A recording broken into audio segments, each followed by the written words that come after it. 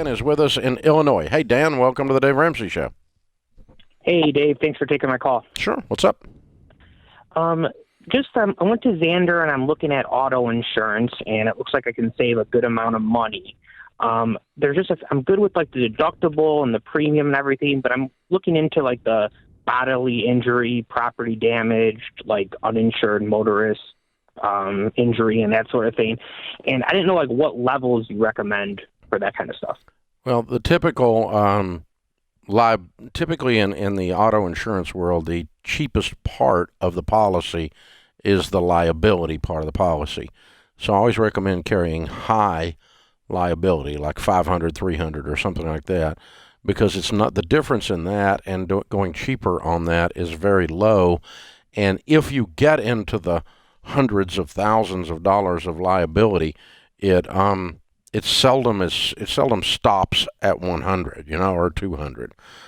So you want to get the 500, 300, or 500, 250, however it's structured with that particular company, something like that. So in general, in the insurance world, liability is one of the best buys. It's the least you pay for, and it's a good spend. As you get wealthier and you start to say you have a net worth of more than $500,000, or you have a large income, you're probably even going to want to pick up a liability umbrella policy to attach to the top of your homeowners and the top of your car insurance. You can buy an extra $1 million in liability for those two things in an umbrella policy for a couple of $100 a year in most cases. And so once again, that kind of makes my case that the liability insurance is just not that expensive. And other than that, most of the standard coverages are fine on the other stuff. And what you're looking for is just an apples-to-apples comparison with what you had so that you can see if you're really saving money. And you typically will be saving money when you use someone like a Xander that is an independent insurance agent. Hey, thanks for the call. Appreciate you joining us. Guys, we talk about this in the ads all the time, but it's good to just stop as a teaching tool and let you understand. There's two types of insurance agents out there. There's captive agents and independent agents. Captive agents work for one company, like a State Farm or a Nationwide or something like that. They can only sell that company. They're captive. They're owned by that company in that sense. An independent insurance agent can sell many policies for many different companies. Now, they can't sell for the captive companies. But what you'll find is the independent insurance agent that shops among several different companies will almost always beat your State Farms and your Nationwides and that kind of thing. For one thing, there's no expensive football players on their commercials.